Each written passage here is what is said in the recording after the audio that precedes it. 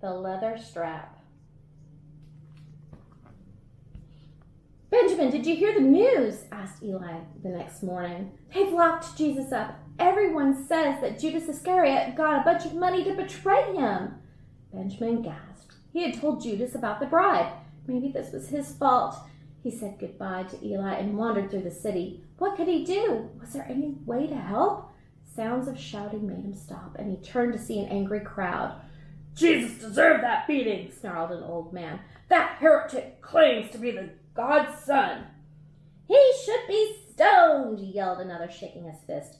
"What's going on?" asked Benjamin. "Did they hurt Jesus?" "What do you want to know about this Jesus?" demanded the old man. They all turned and stared at Benjamin with angry eyes.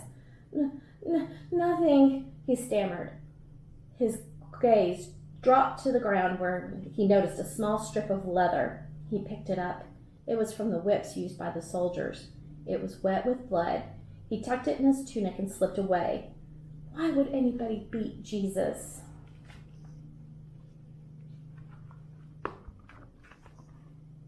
The thorn. Benjamin continued to walk. If only he could make them release Jesus. But what could a small boy do? He heard loud cries as another crowd gathered at the end of the street. "Hail, King of the Jews!" yelled a soldier as Benjamin pushed his way past the men and women. And there stood Jesus.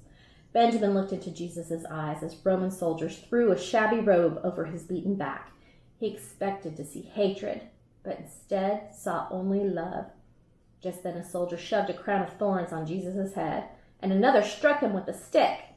Benjamin's eyes filled with tears. Why were they doing this? A few days ago, everyone had called Jesus a king when they entered Jerusalem. Now it seemed they all hated him. Benjamin squatted down and buried his head in his hands. "Please, God," he prayed over and over, "please make them stop." When he finally opened his eyes, the crowd had moved along. Jesus was gone. He walked over to where they had scorned his friend and picked up a sharp thorn broken from an awful crown. He ran home. His parents paused to hear the story, then sadly shook their heads and returned to their work. Benjamin placed the thorn and the leather strip in his box and cried.